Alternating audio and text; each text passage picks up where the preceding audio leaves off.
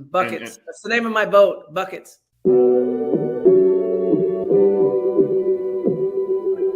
Buckets. What we get. Not the only transfer we got from Florida. Keith Stone, too. Remember that. Everybody who watches his show on a regular basis knows my love of the stretch four. You know, we all make mistakes. You might have made one going to It's Tallahassee. mercy if y'all don't know.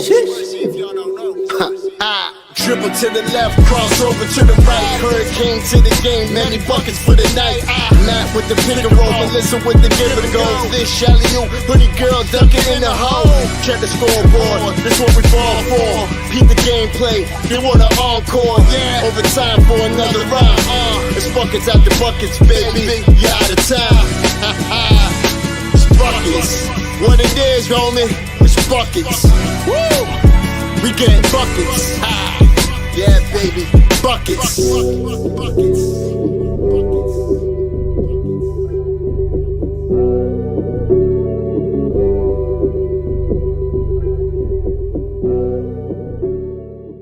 I have no shame. I know. That's the problem.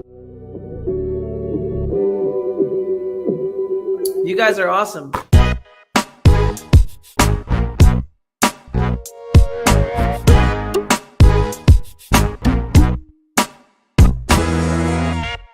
What is going on, guys? Welcome back to another episode of Buckets. I'm Matt. He's Vish. She's Melissa.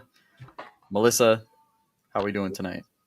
This is mine and Vish's third sport of the evening, of the day. We were at the spring game this afternoon, then went to a baseball game. Now we're talking hoops. How's it going, Matt? You weren't on our last show. Yeah, I wasn't. Well, I was in Brazil, so I had like the worst travel back. It was awful. It was so bad. I convinced you the DFW airport was good, man. How bad It was a 30-hour trip back altogether, and it was all thanks to American Airlines. Hey, be careful. Nice t-shirt.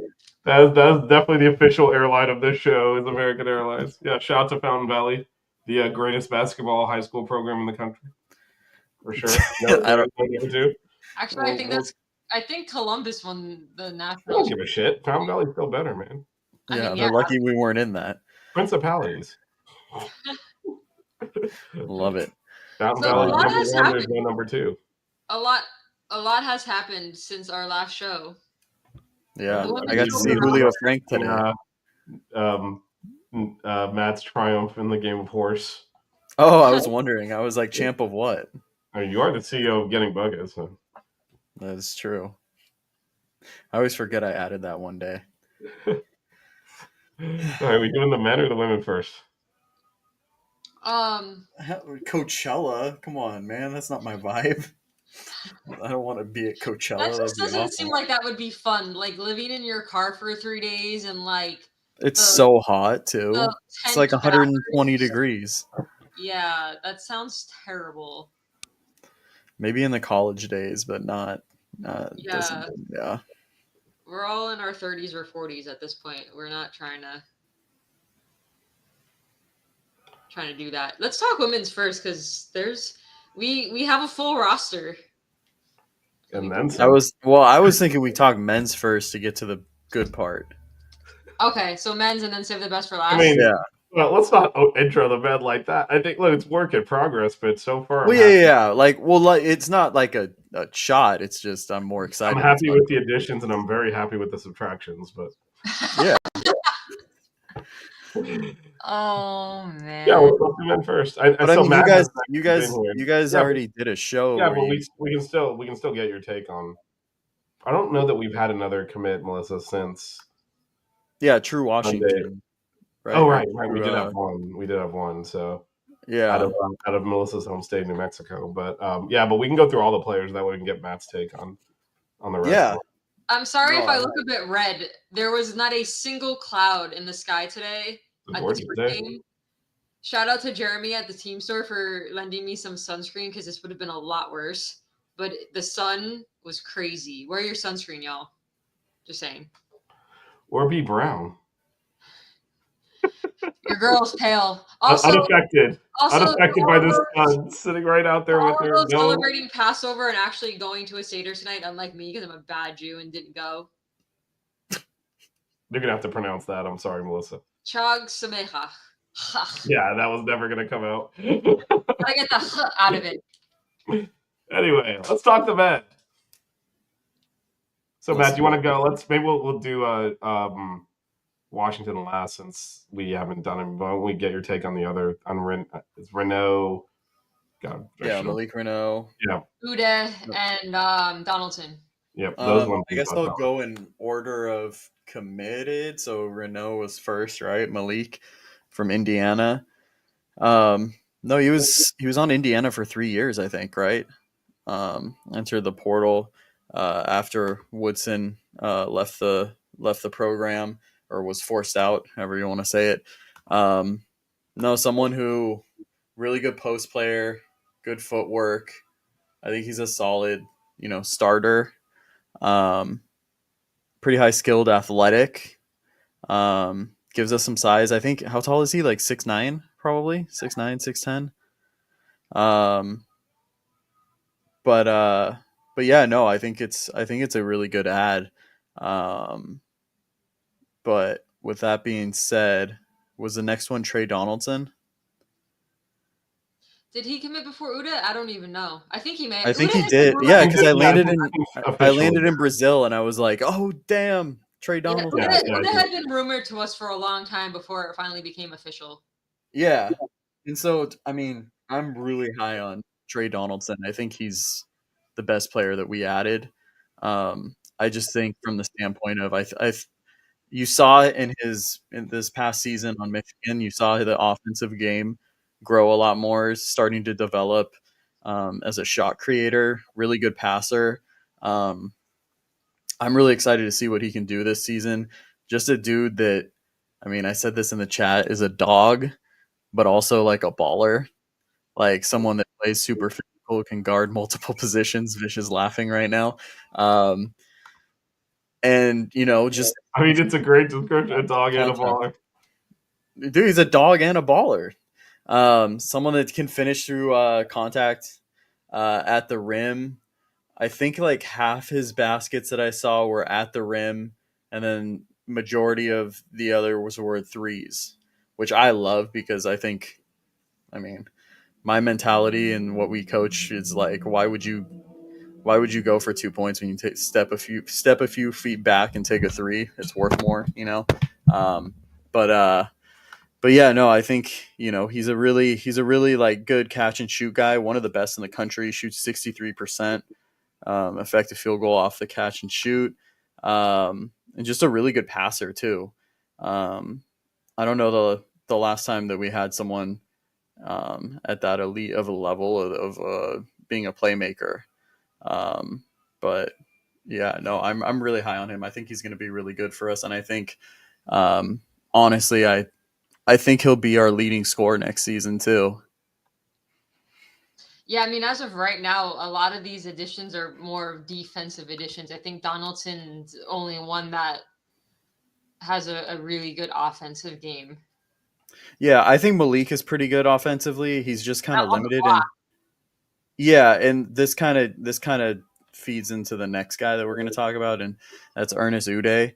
Sorry, just real quick. So, is there any concern that he went to Auburn, then to Michigan, now to Miami? This is his third school. Like, he keeps kind of bouncing around.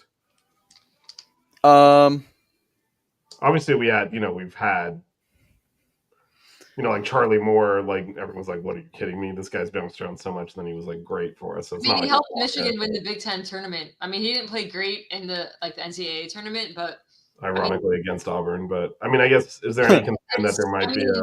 I mean, we can ask Divine to come back if you're concerned. I'm just trying to analyze the players. Obviously, he's an upgrade because you would be an upgrade. That's not what I'm talking about. Right? Yeah, I know. Even you, Sunburn, is an upgrade. I'm just messing. No, but I'm asking Matt a question. Yeah, no, I just think we're in a different era of college basketball coach at Fountain Valley, the greatest basketball program in the country. What did you click this? I was trying to do this. No, I mean, I just think we're in a different era of college basketball now, so I think it's hard to say any which way. I know he's from Florida too, so it could be he's just looking to come back home as well. But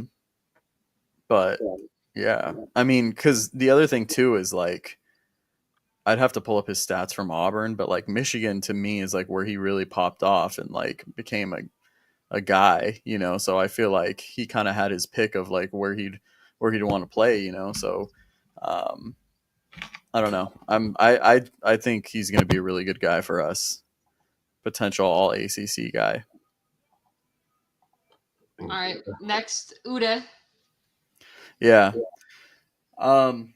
Someone who do I start with the positives or I'll start with offensive game. Very limited offensive game. I was gonna say go glass half full first, but you. Okay. A very limited offensive game. Go offense first. Go offense first. But very mobile for his size. He's really good as a roller, like in the pick and roll. Knows how to time when he should dive to the basket. A really good finisher too. If you look at his efficiency stats, like his field goal percentage and his offensive rating are just absolutely insane, just because of how low his usage is and like how often he does score.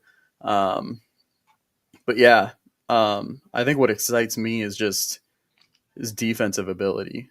I mean, he's 13th.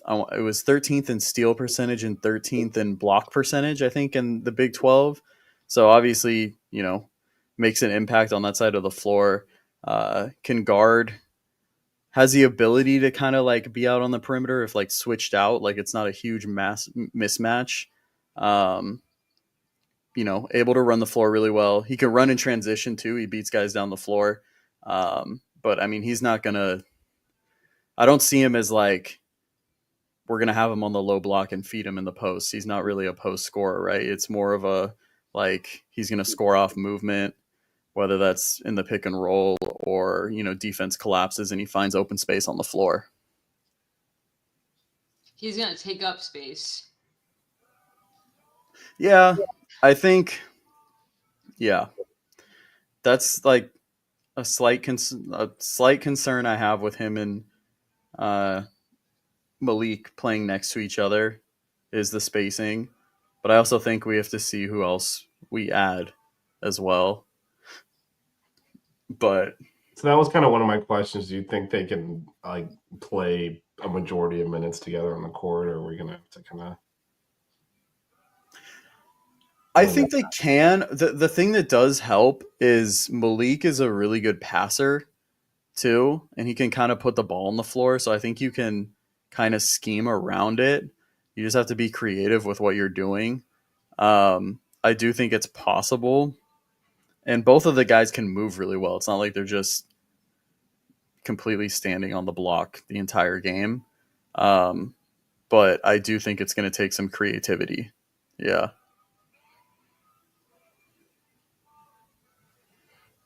I think a lot of these are in the context of we have 4 players in the team and beggars can't be choosers, and you're getting starting caliber P4 players. You just got to, you're going to take up. I mean, wasn't like Malik, like technically Malik, I mean, so like Malik was like the highest rated transfer we've gotten, right? In the modern day.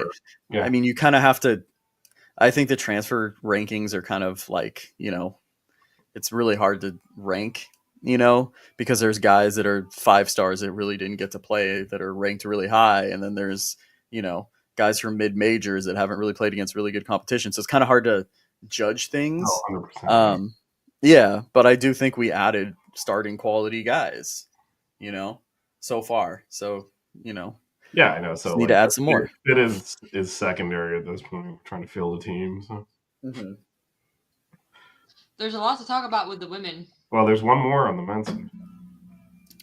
So hold your horses there. Yeah, he's from your team too. Yeah, how you gonna skip over New Mexico like that?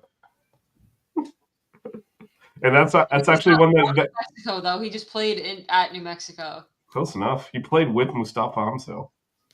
I mean, come on. Matt, your thoughts? We haven't talked about him either yet. Yeah, I think he transferred. Yeah.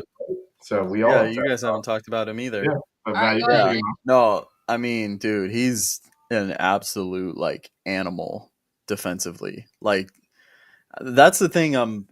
We're getting these guys that like love to play defense, right? And I feel like Malik isn't, like, watching him, he's not the greatest defender, and I feel like he could give more effort defensively, like based on previous years that I've seen. But I mean, when you're surrounded by guys that just like are absolute dogs that love to play defense, I feel like that can kind of change within, right? But dude, True Washington, man, he's an absolute dog defensively. He's like 30, I think it was 37th in the nation in steal percentage. And like you just see it, like you can tell like when a guy is just ready to get after it defensively, like the way he guards on ball, the way, you know, he's engaged when it's off ball scenarios. He's super physical as a guard, will guard bigger guys. And I mean, offensively, I think he's improving, more of like a catch and shoot, like other guys create for him right now. I think one of the weaknesses in his game is like when he does try to create for himself, he shot like 32% off the dribble. So that's definitely like where he can improve as someone that initiates offense for himself, but also like a really good passer too. So I think it's a good fit. I do think we need to get another guy that can initiate offense for himself, though. Too. That's one thing.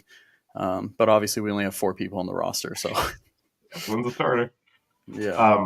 Yeah. No. Just to add to that, and we talked about Melissa and I talked about this a little bit last week. He's clearly like going defense first, and that's going to be, I think, the foundation of what he's trying to do here.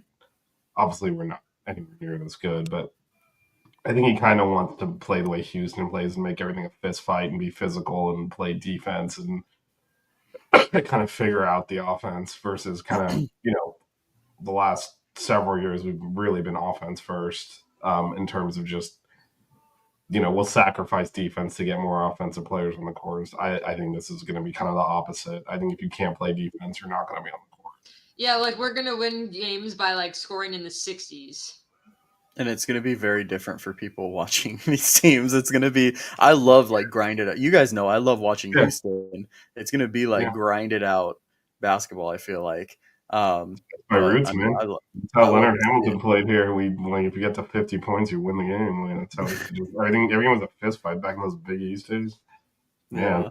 Everyone just beat the crap out of each other. I wouldn't have been ejected by now, like in the first 5 minutes if you tried to do that crap today. But like every game was just like a war. And time someone makes a basket, it's like, oh crap, 2 points. Shit. Yeah. It's big time. That is actually more repeatable than, you know, getting unicorns like Jordan Miller and Isaiah Wong to stay that long and kind of, you know, that they're just operating at such an elite offensive level in tandem and with the right pieces around them. Like this is more repeatable to like put us. I mean, I know no one likes watching them play, but like there's a reason Virginia was good for like 2 decades with that like nameless players almost. Right? I mean, those guys you're never like, man, they got this guy and that guy. And no, it's kind of not that their players were bad, but they were never like, we've got the most talented roster in the country. Just like they had a system, they played it. It was a pain in the ass to play again. They stack wins up doing that. Yeah. And so I think that's building a culture. So, and I think the other thing we're gonna, like you said, it's a culture shock for us when we've kind of been defense optional, especially the last 2 years. But even on our good teams, it was. Yeah, we're gonna score so efficiently. You're going to have to adjust to us and play smaller and play our style just to try and keep up, which we had success with. But yeah, I think it's also gonna. Without naming names, I think, you know, regardless of how we fill the roster out, you're going to, I think our fans are also going to see how much they overrated some of the guys they wanted back off of last year's team. Because when you look at like the players we have in the backcourt now compared to what we were running out there last year, there's a night and day difference. And, you know, people wanted to bring some of those guys back. I'm like, no, they need to leave. Because like, and then all of a sudden, I mean, you look at the guys we have now, even though it's 4 players, it's just like the talent disparity and the ability to actually play basketball well for extended periods of time. Like that's a pretty big change from what we had last year, where even here's a good example, right? Jaleel is, whatever you think of, was the most talented player on the team. We won very few games. One of them was when he kind of you know, he was a big part of it, taking the game over. He still made several boneheaded like baseball passes that kept getting intercepted. It's like, dude, I think you're gonna see like I would say, I mean, you'll see more of like a professionalism to how we're playing and yeah, I think some standards. You know what's also going to be great about college basketball next season? Hunter Dickinson is out of eligibility. Are we sure?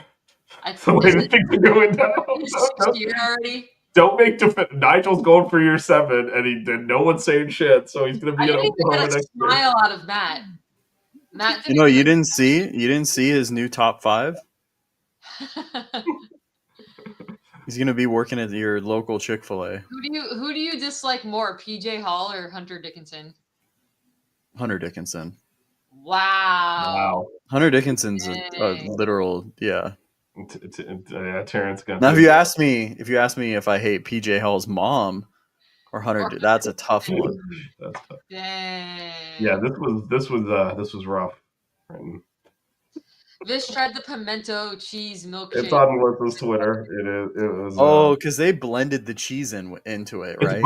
It's both. They blended the cheese in, so like you can't escape that part. On top. But then they also put a whole ass sandwich in there, which I also took out and took a bite of. So it was both. Yeah, so it was quite the combination. Yeah, it does not work. In case anyone was wondering, it does not work. All right. No. All right. Well, we'll see as they continue to kind of fill in the roster. I had the Josie. Melissa had a banana. Yeah, and then I did not drink the whole pimento because you can tell because I'm actually talking. Yeah, we just did it it was just for the content. Yeah, otherwise I'd be in the hospital. So I'm here talking to you now because I discarded it. But yeah, J-Ro's a good one too. Yeah, I guess we'll see. Like there's only 4 players on the men's team right now, so there's gonna be a lot more coming in. There are still some kids in high school too that have committed and or decommitted that have not committed. I mean, or have decommitted. We might maybe have some incoming freshmen. We'll see, but yeah. Well, there's one that's visiting tomorrow too. Yep. So there are. Yeah, you can talk about them if you want. Dante Allen. Yeah, yeah. I mean, nothing new to add. I already watched the film and stuff. He's just well-rounded player, really good scorer. He has a super mature game, makes the right pass. I think his dad is a coach too. I don't know if he's a college coach or high school coach, but I don't know. You can just tell by the way he makes a right play. Serbian guy or someone. Oh, gonna visit. What's his name? Bill. Bill's talking about it right there. The Bosnian wing. How do I mention Serbian player and Bill just pops into the chat like that? There's a delay, so there's no way he typed that before I said it. Bill just knows, man. Bill's been watching us so long now. He's vibing with us. He's they're about to talk about this, so I'm gonna say it. And he just tagged it perfectly, man. International player, I tag him on Twitter. He knows. There we go. Yeah, this is Inception. He knew it was coming, and he dropped it in there. He's taking a visit next week too, I believe. I think I said the 15th or 16th or something. Yeah, Bill needs to change his profile picture to Trey Donaldson. Remember when he made it Lynn Kidd and he was still wearing the Virginia Tech? What's wrong with Bill being Bill? Well, it was. Well, he's always been someone else. And then Coach L retired. I want to be Bill. Let him be himself. Ooh, or maybe it's a curse. Maybe we don't want him to put. You know what? No, he should put 19. He should put a picture of him at 19 in there, your old YouTube photo. He should put a picture of Hunter Dickinson in there. It's a curse.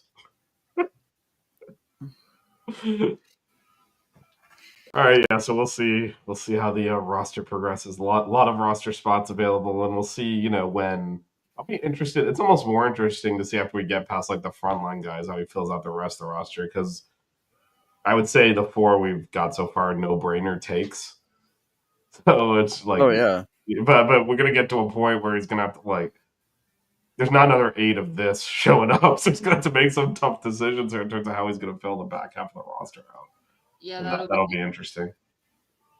Nigel committed to Oklahoma, by the way. Yeah, no, I mentioned that a few minutes ago for his 7th year. That's why I'm don't be so sure we don't see Hunter Dickinson farting around in college somewhere next year. You can't run out of eligibility anymore, apparently. You just play forever. Alrighty, let's move on to the women. There's a lot Well, of players. before we do that, let's take a little bit of a pause. 30-second timeout.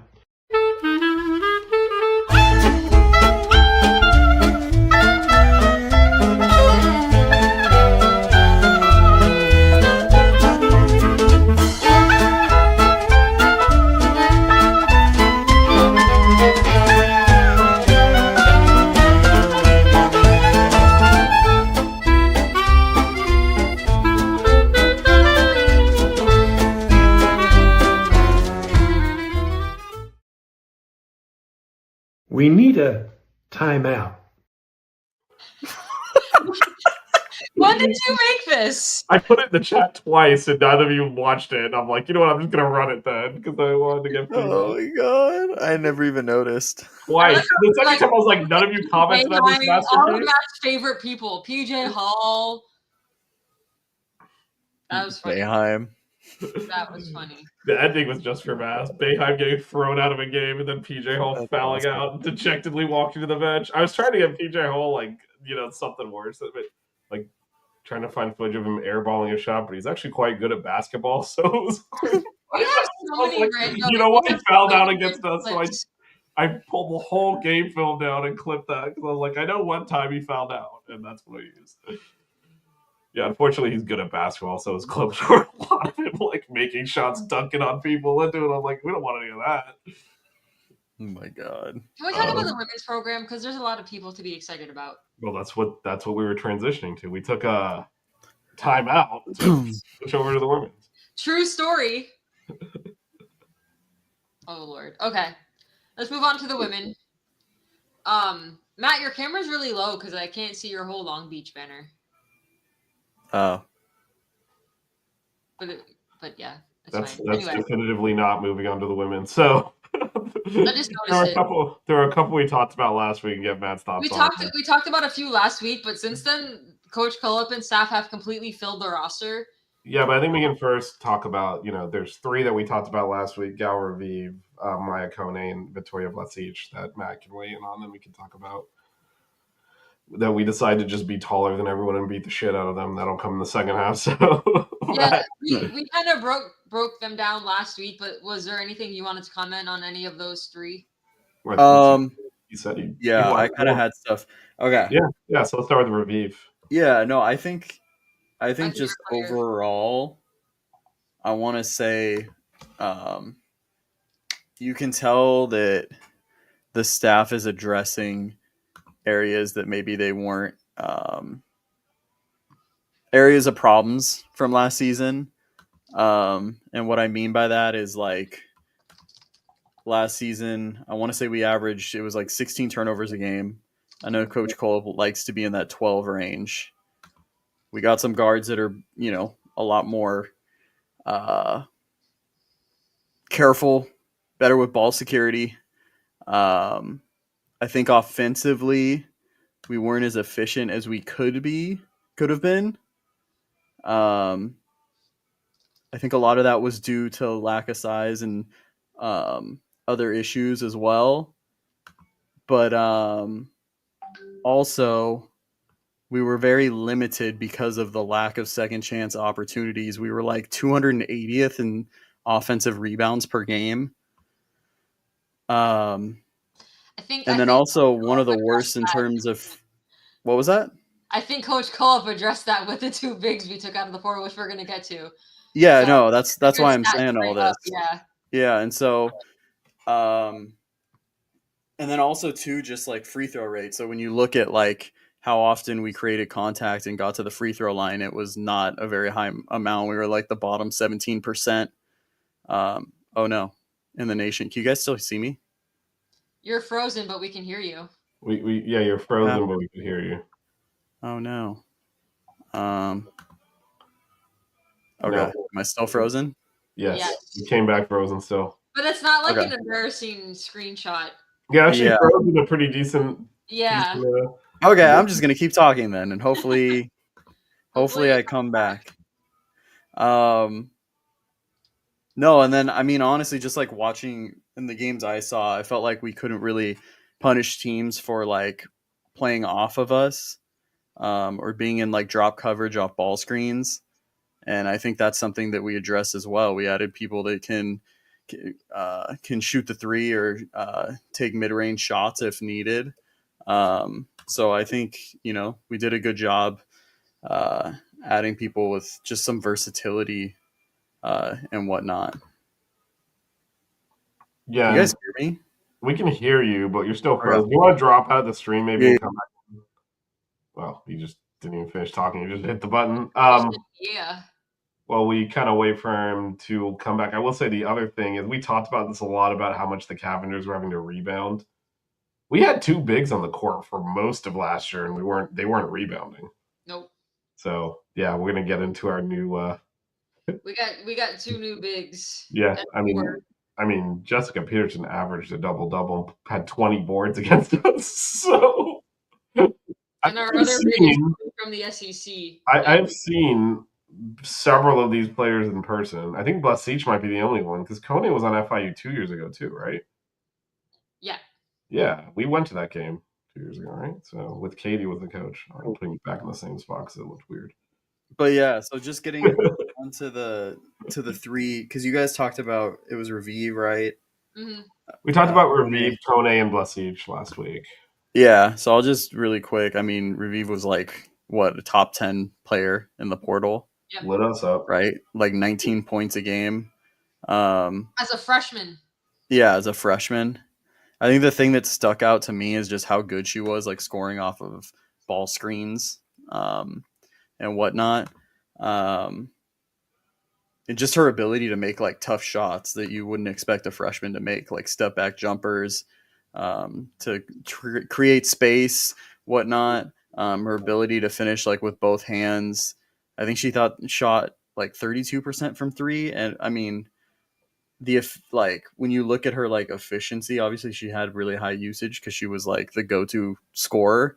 I think her efficiency is going to improve a lot. She's going to become like even more of an efficient scorer, especially with like better players around her as well. And especially who we added at the point guard position as well. But yeah, no, just a really, really good score. And then Blasic, right? Yep. Another she's a knockdown shooter, man. Shooting like 37% from three. She's like 80 in the 83rd percentile of 3-point percentage. Really good turnover percentage rating. I think ours was like 19% as a team last year, and she's like right around like 14. Another person is just like a tough shot maker. Able to make like some mid-range shots too. Off the dribble, off the bounce. I saw her make some step back threes too. Really liked that. So excited to see her roll too. But yeah. And then Mia Kone. One of my favorites to talk about just because she's like ultimate like glue girl. Glue guy. Like I don't know. Like what would you? But they usually just use the male. Like they say guy, right? And yeah, they say man to man, box your man out, glue guy. Like they say that they don't change it to gal or girl. Yeah, just roll with it. No, just a glue guy. Just a versatile defender. She's 6'2", but she's more of like a wing. Obviously she only played one game last season. Yeah, we're assuming it's injury, but I couldn't find anything on it.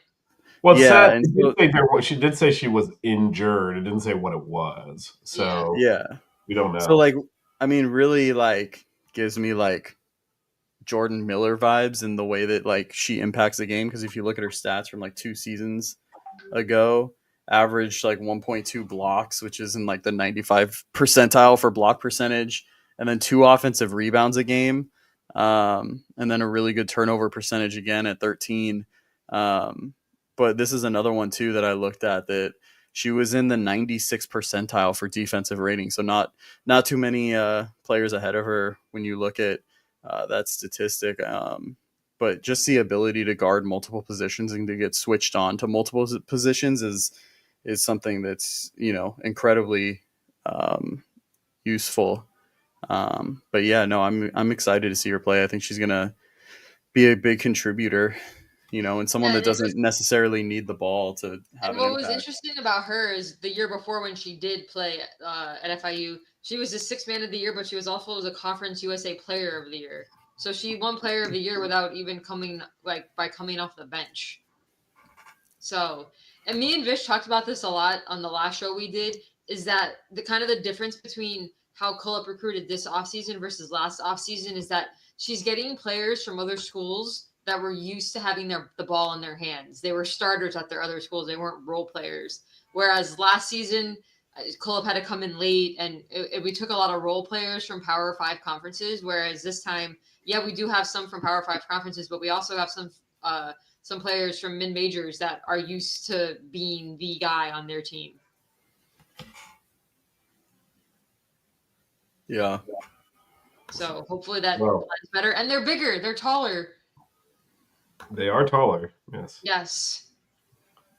Well, speaking of taller, so last week was like, I think we need one more big. Instead, we went and got two clear.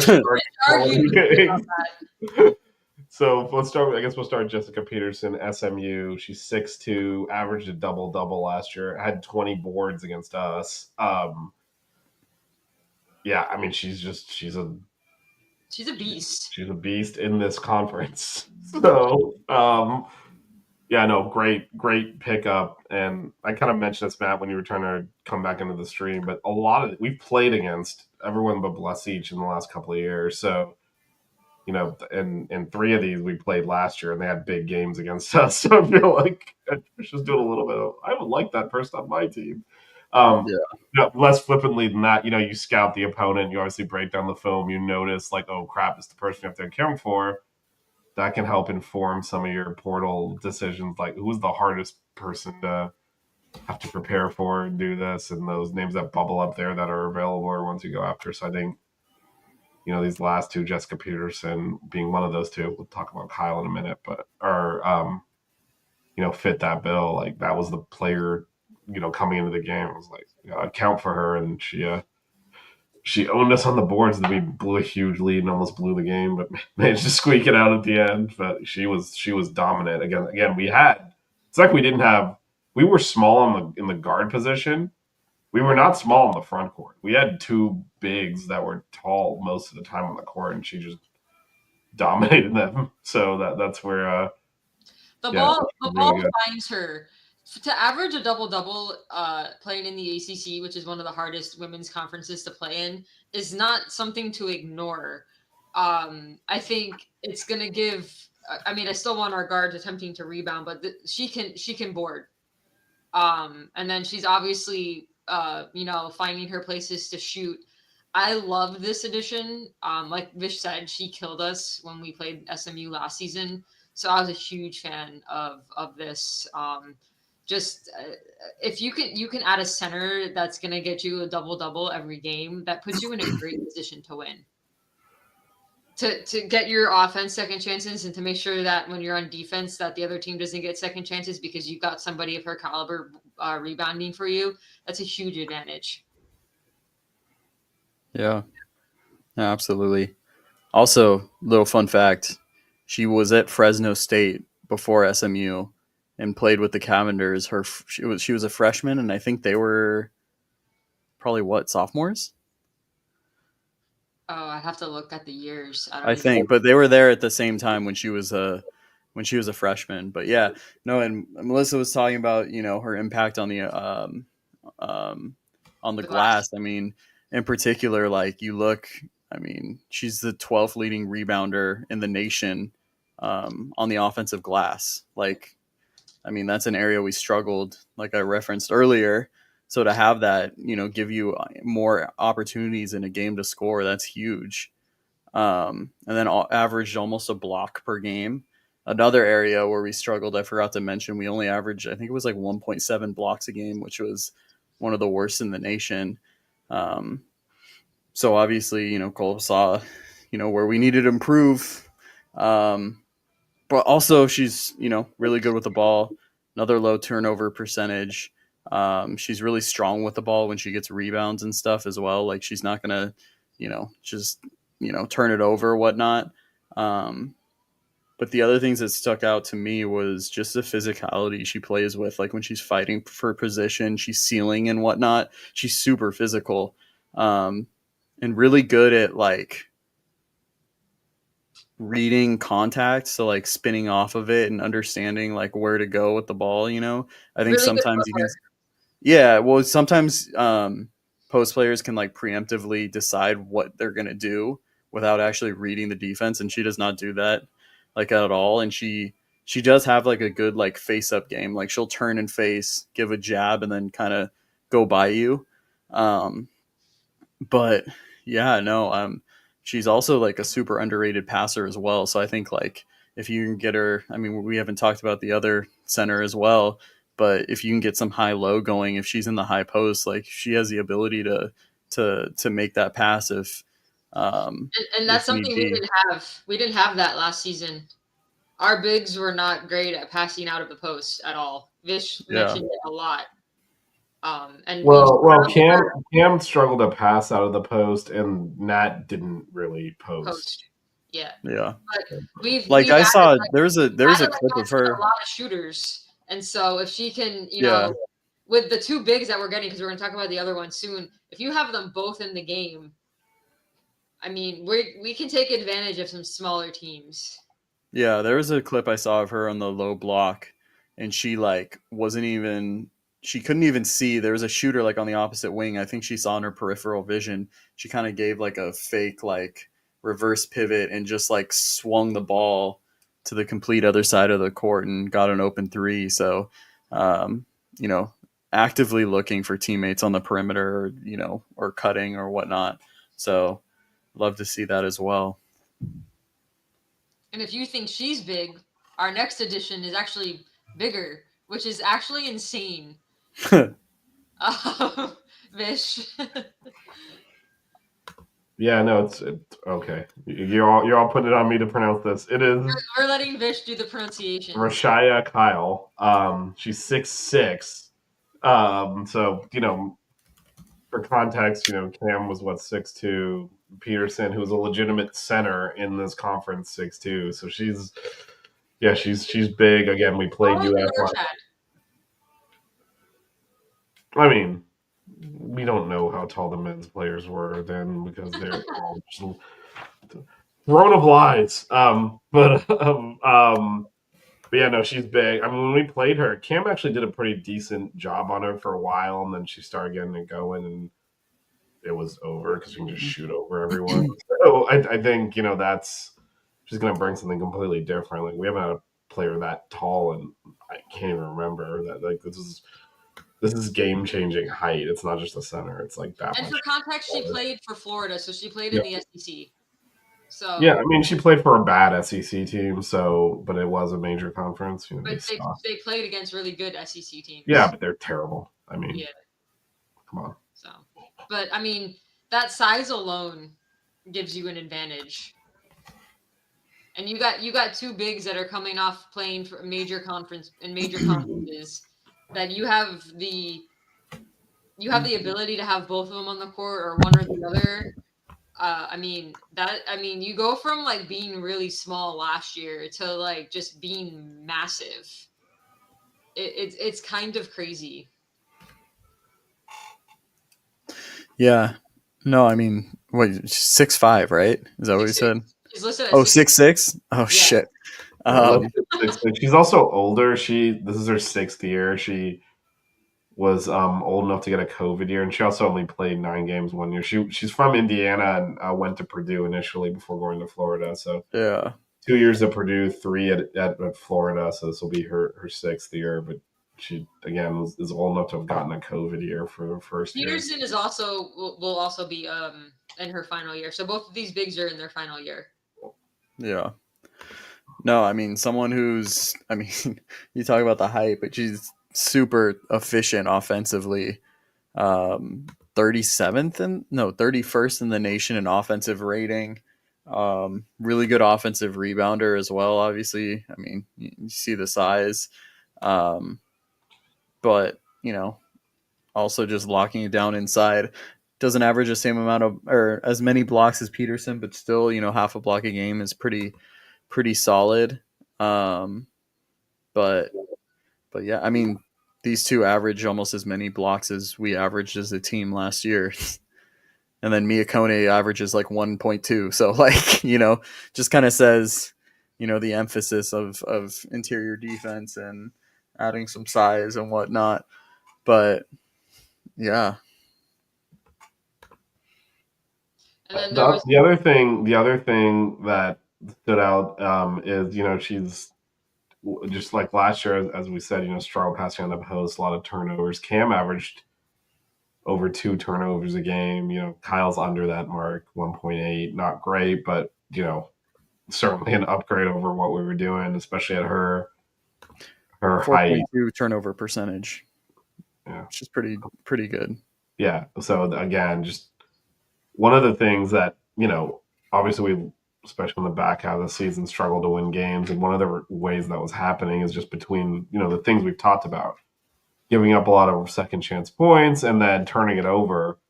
By the end of the game, we'd have 10 plus less field goal attempts than the other team. That's a good way to lose. I mean, so addressing all of that at one, players that, as Melissa said, are used to being primary ball handlers, used to, even if it's on, maybe not on an ACC level, but used to being primary ball handlers, and these bigs are used to banging around in major conferences.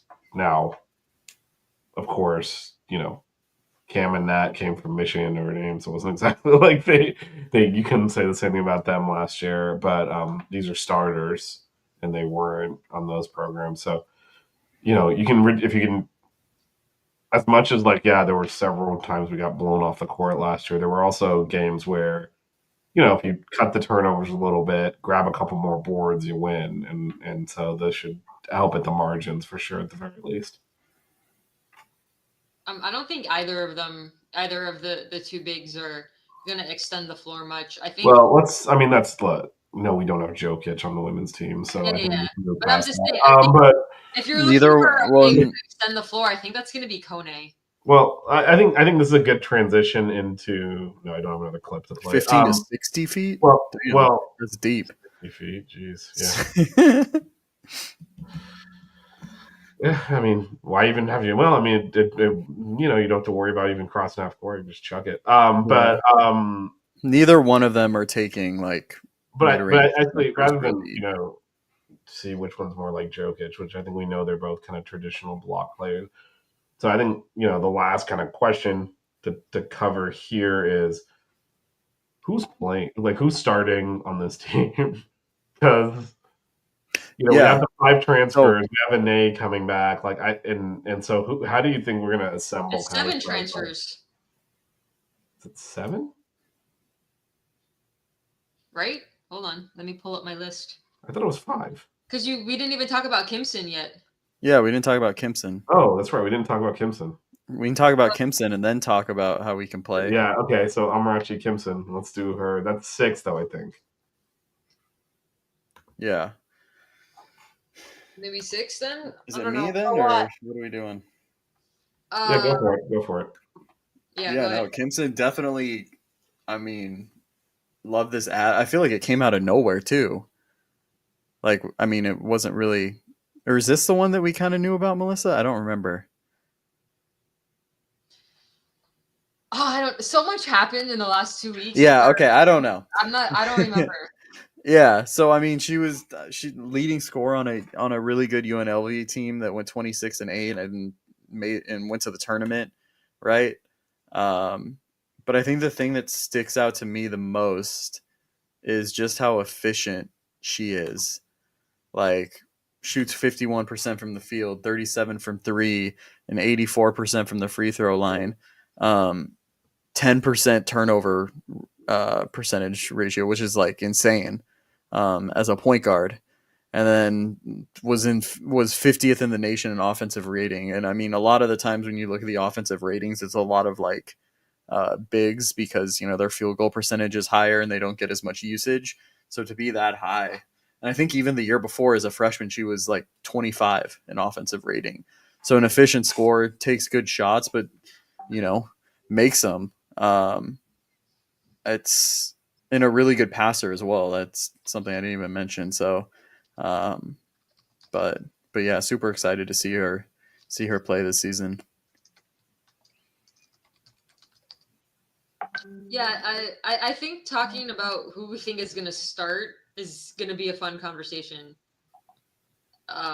Because I feel like last year we kind of like had an idea, but Cullup has added so many players that are starting caliber players, that it's going to be interesting. Like, I don't think me and Vish were talking about this. I don't think you take Kyle and Peterson and then bring one of them off the bench. I can't imagine either of them came here. So you're going to play 2 centers, essentially. 2 centers. I imagine Kone is probably going to come off the bench at least next season.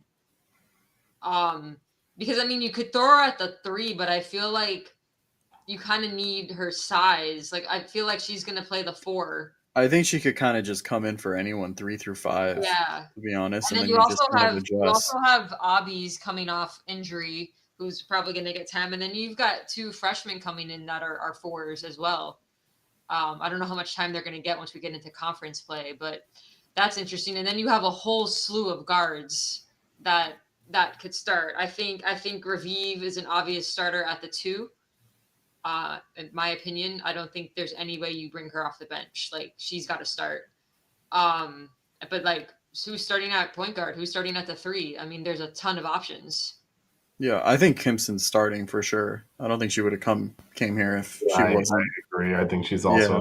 Yeah. I think there's 4 starters that like I'd like the 2 bigs and then those 2 guards, Raviv and Kimpson. Yes, that leaves Lesage and A. Adams as the other starter. I think one of those 2. Who you got? You wouldn't put Kimpson at the point then if you're starting an A. No. If an A starts, I think she's the point. Yeah. I think Lesage can also run the point. So I think it's an either or there.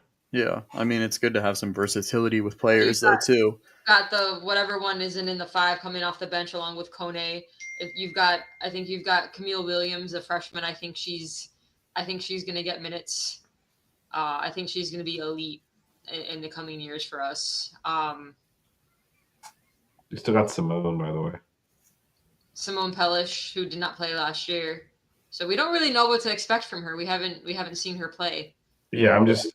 I think more. I think Simone will kind of get lumped with the freshmen. Whoever they feel is ready to contribute will come in and play. But I think for sure Kone will have a pretty big role, and whoever doesn't start from Lesage and A. Adams will have a pretty big role as well. But I wouldn't be surprised if an A is coming off the bench. Yeah. Because you also got to look, out of all of our everyone that the transfers that were brought in, no one's under 5'8". I think Kimpson is 5'8". I also think 5'8". Yeah, I also think a lot of these players, you almost got to start them to convince them to come, right? I think Kone's a little bit different. She's already in Miami at FIU. Yeah, big step up quality wise, but like if you're talking about. Lesage had other options. Raviv had other options. Kimpson had other options. Raviv chose between us and Iowa. Miami was the obvious choice there. Come on now. I mean, at the end, if she really was like looking around, she's one of the top players in the portal. Yeah. She's definitely, when she entered the portal, she was going to start for a major conference team.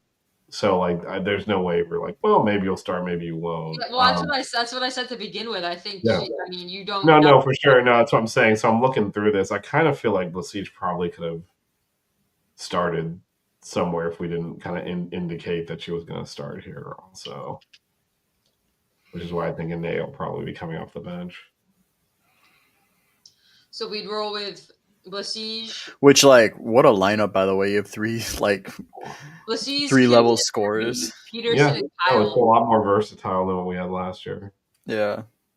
And I would love to see. Guards, by the way, have more eligibility than just one. Yeah. I think they're all Raviv's a freshman. Lesage was was a sophomore. What was Kimson? Was she a sophomore? I think she was a Sophomore. She has 2 more. Yeah. So they're going to be juniors, and Raviv's going to be a sophomore. So you've got a nice little rotation of guards there for the next couple of years at least. Hopefully, I mean the portal changes things, but everyone's got more than a year of eligibility left besides the 2 bigs that we brought in. Yeah. I'm interested in seeing what we do offensively because I think we can get. I mean, I would love to see a lot of like ball screen action with the bigs and whatnot. Some like ball screen action, some high low. I think that would be really good to put both sides in a position to utilize their talents and whatnot. Yeah, it's going to be really interesting. It's I feel like it's going to be a completely different offense. Yeah. Well, I think there's more versatility. Well, there's more. Yeah, there's more versatility. But there's also like, I mean, look, we lost the whole team essentially, so they were gonna have to, they're gonna have to change a lot of stuff just to account for the different styles of players. Like you were never gonna 1-for-1 replicate the. I mean, our freaking starting backcourt was twins. So, like, how are you gonna replicate that? It was gonna be a change. It was gonna be a change. It's gonna be a lot bigger. It'll be bigger, but regardless, it was definitely gonna change. So how would you rate our transfer portal class from 1 to 10? 1 being absolutely horrid, 10 being like, oh, we're gonna win a natty.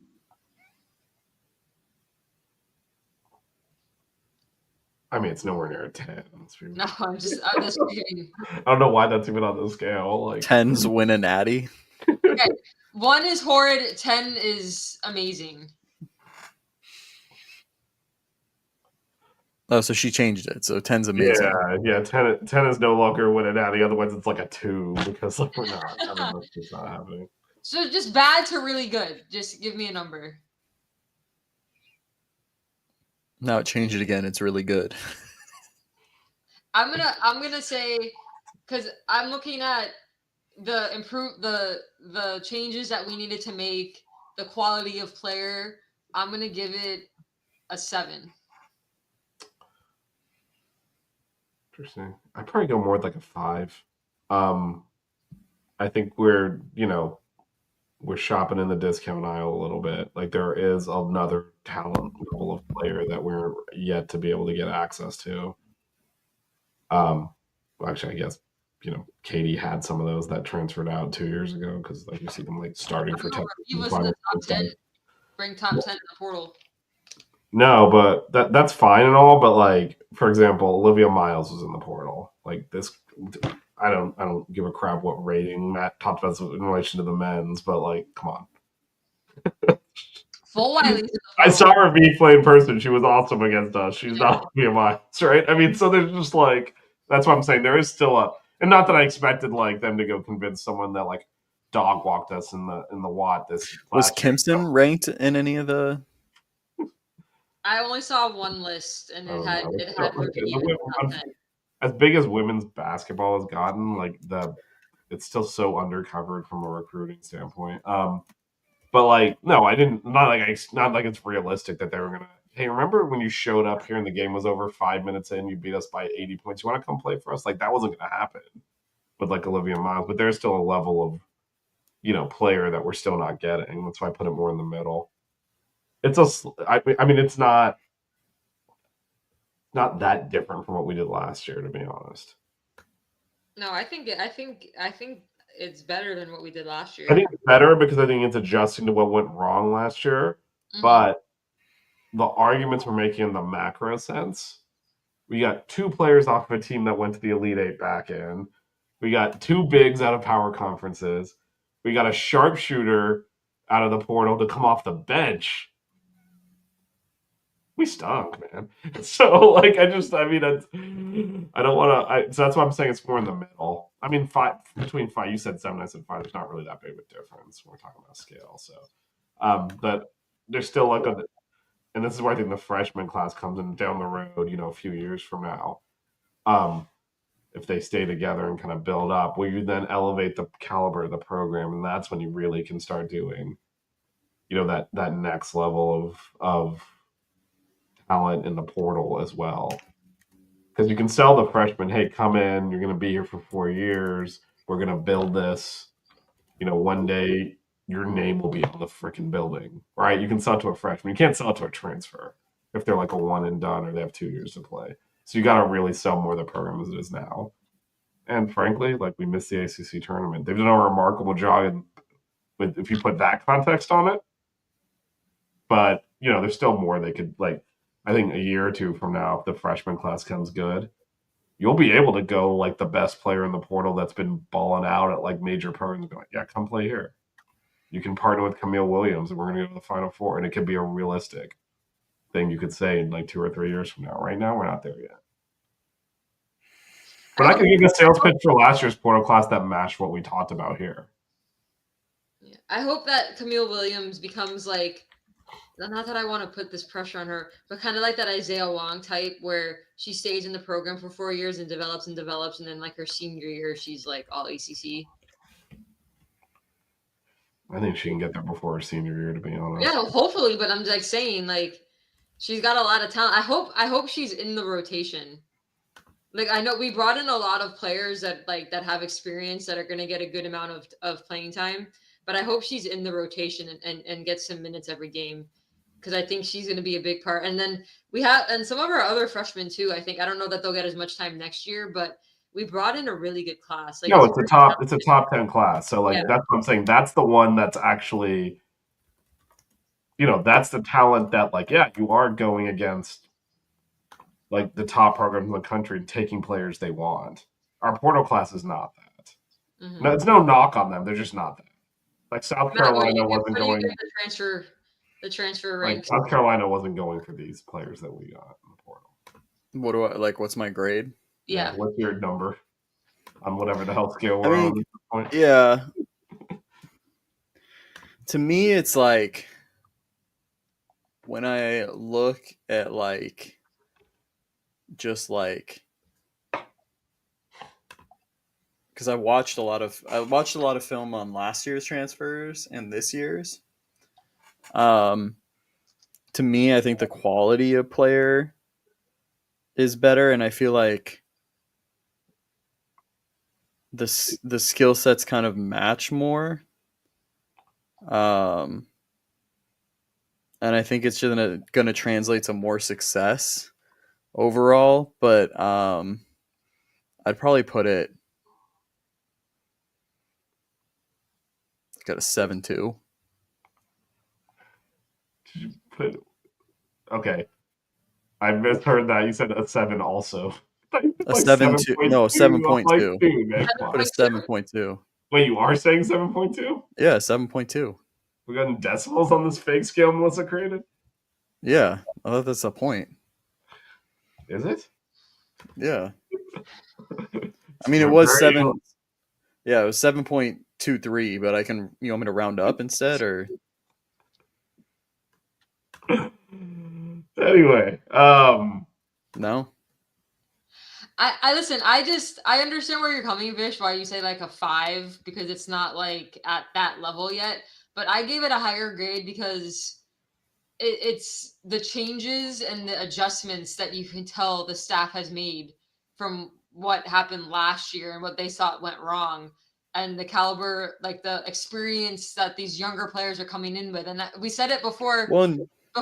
Before we started getting portal players, is that we hope we get players that have more than 1 year of eligibility left, and we hope we get players that have more experience with the ball in their hands. And I think we did that. So that's why I went with. Yeah, no, I guess for some context, right? Like, this is 2020 hindsight, obviously, but like last year's class was a bust.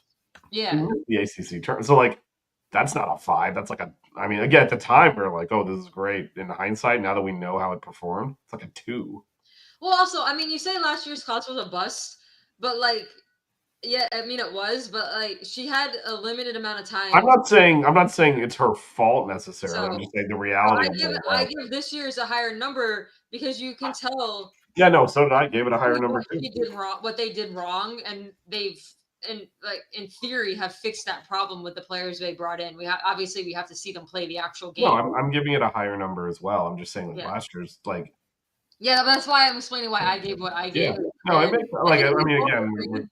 I think we both agree that they did a good job adjusting needs from what last year was, considering they kind of had to rebuild the team again. I mean, I know we have a big. Well, I will say too, I feel like that these two bigs are more proven in that, like, because I know Cam Williams. I remember specifically, I think like halfway in the season when she was at Michigan, like she started coming off the bench. Yeah, like she wasn't starting. Oh. And then I mean, Nat Marshall, she was like seventh. She was like seventh or eighth man off the bench, right? Yeah, no, I'm not disputing anything. I'm just saying, like, yeah, that's why I gave it a 5. Like, last year's class was a butt. Like, it's a 1 or a 2. So I mean, that's the reality of it, right? We missed the ACC tournament primarily with that portal class. For that. Yeah, no, but with that portal class trying to make, like, I think the ceiling of this year's team is probably somewhere, middle ACC. Last year we were bottom 3 and missed the ACC tournament. That's a pretty big step forward, but there's still the front half of the ACC to go. So there's still it's a stepping stone. You also look at the fact that besides the bigs, all these players have multiple years of eligibility. So you hope you can build on whatever you do accomplish next season, and then if hopefully Cullip continues to recruit like she does. Yeah, no, I don't want this, and I feel like the same things happen when I talk about Jay Luke. I'm like, I don't have expectations this year. Like, and I was like, how dare you? I'm like, no, I'm just being. There's so much more growth. Like, even from there's a lot of unknown. But also, even from a portal class standpoint with the women, right? There's much better they can do in the future. Like, there's a higher caliber player they can get in. So I'm like, no, they're not. I'm not going to put them like 8, 9, 10 at this point. Yeah, that's just. It's kind of middle of the road, and that's okay, because where we are in the rebuild of this program, when, as Melissa's talked about quite extensively, 2 years ago, Katie Meyer retired. She'd been here for 20 years.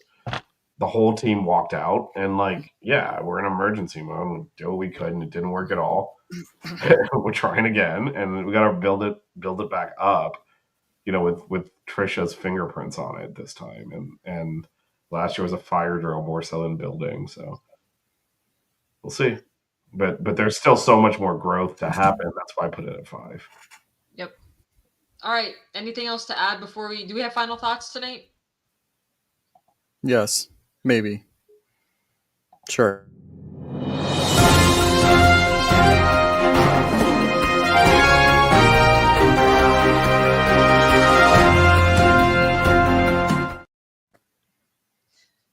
Okay. I just gotta say, obviously, your boy came back from Brazil, was on like 3 different flights. Because we had one from Florianopolis to Sao Paulo to Dallas to back home. I want to get your guys' opinion on something. So, what's your opinion? You land, you're pulling up to the gate, that seatbelt light comes off, everyone starts to get up. I feel like this was one of my pet peeves. Yeah. So what are your guys' thoughts on this? My thoughts are, 1, if you clap when the plane lands, you shouldn't fly. My second thought is, I don't understand why people stand up as soon as the plane lands. You're not going anywhere. There's one exit. You're in row 45. The only thing I will say that I do is when the plane lands, me and Vish a couple of times, because of where we sat, our luggage has been in the bins behind us. So Vish will quickly stand up to get our luggage so we don't have to wait for everybody to leave. Yeah, because otherwise it takes forever, or you're just reaching over people or whatever. But in general, I sit there. I may kind of stand just to stretch real quick, but then I sit back down. But then I have to deal with people's butts in my face, and then I have to stand up just so I don't have to stare at your ass. Yeah. Just stay seated. So on our last flight, we're 30 hours, 27 hours in, 28 hours, whatever it was. Your boy's tired. He's upset. These people get up to get their shit or whatever, but like they're rearranging shit like in their bag, like in the compartment. No one can like walk by. And the dude is like, "Oh, honey, do you need your jacket? Do you?" Like literally for like 5 minutes. I'm like, "What the fuck are you doing?" God, he's so lucky I wasn't right behind him. I would have trucked him. Like I was fucking Gus the Bus, dog. Oh my god. It was so annoying. Took literally like that flight took longer to get out of the gate than our international flight with like 3 times as many people. It was insane. Miles, right? You know what's also really annoying? So you like a lot of people like obviously I hate checking my bag. American Airlines has done that once. They've checked my bag because they said there's no overhead bin space and there's plenty, and it's kind of annoying. So I get not wanting to check your bag, but they make the announcement like. Did you see Vish? You say anything about American Airlines, and so he knows. Oh no, I was there. I was American. It was only one time that I was there. That was I was simultaneously flying. We were both in North Carolina together. I was simultaneously getting upgraded to first class. Here, check your bag. That's what happened. It's honestly the only time I've ever had an issue with American. I fly them like 99% of the time. But they always make this announcement like if the overhead bin is closed, that means there's no more space. But there's always that one person who will open and shut every single one because they think they're lying. Yeah. Like they open it to make sure, and then they close it. I'm like, stop reaching over me. The bin is closed. There was a lady when I was getting on the flight from Dallas. Yeah, from that same flight from Dallas to back home. That we were walking and all the bins were closed, and she turned to me and she was like, "What do I do?" Because she was in like row 10 and all of the bins were closed like all the way back, and I was like, "I don't know, but excuse me," and I just like walked by her. I'm like, "Dude, what are we doing?" Yeah, I don't know. I guess I fly. Had a lot of flights together. So and I don't know about this row, whatever the hell row 45 you speak of. I don't sit back there, but yeah, I'm usually one of the peasants that sits back there. So, but I guess I fly so much that I kind of see as long as people like, it's not the passenger's fault that they cram as many people as possible into a steel tube. Like, I mean, I people are people. They're gonna have idiosyncrasies. It's like if someone wants to stand up, whatever, you're gonna be standing there a while. Good luck to you. I don't know. As long as people, the only thing that annoys me when people are like inconsiderate. Like it's shared space. Like you give the middle person the armrest. Like there's certain things that you like, don't be an ass. Mm-hmm. But like there's always going to be idiosyncrasies and shit that people, whatever. It doesn't affect me. Like I know people get like mad when there's like a child screaming. I'm like, as long as the parents like shut the fuck up, and if the kid will listen, what else are they going to do? Their ears Our flight back from California, there was like this older lady sitting next to me, and then like a guy in the window seat says on the aisle. And I guess she was just waiting for me to get up to go to the bathroom. Because I like got up like 4 hours into the flight. I like slept for a bit, and then I was watching stuff like on my phone. And then I got up to pee, and then I came back out, and she had gotten up. And she was like, she's like, yeah, I figured I'd go like while you were up. And in my head, I'm like, I think she was like waiting for me to get up, which I appreciate not waking me up. But like, I don't know that she would have had to because there was plenty. I guess when the tray was down, yeah. But once you were awake, I was sleeping on the tray table. Yeah, I know. I saw. Where was she gonna go? No, but after you folded it back up. Yeah. Because there was plenty of space to walk in front of you. I sit aisle for that reason. I don't want to have to wait. If I have to pee, I want to get up. So. Yeah, I mean, they cram us in there. It's inhumane conditions. And they want you to get pissed at your fellow passengers because you don't realize they're the ones doing it. Yeah. All right. God. Anything to add before we get out of here? No, we'll be as the portal continues to be, especially the men. I think the women are done. The women are done, but there's more men's content. I think we're gonna do a memorabilia show. I talked to Blue about that. We might get Mary Lucy on. I wonder if you have some cool UNLV stuff from the 90s. Shout out to Julio Frank. I saw him today. Oh yeah, Matt hung out with Julio. Like Chancellor. All right, ready, Vish? I'm always ready. Well, no, I'm not, but this time I am. Cue the socks outro. Don't cry. Keep it chill. Wear good socks.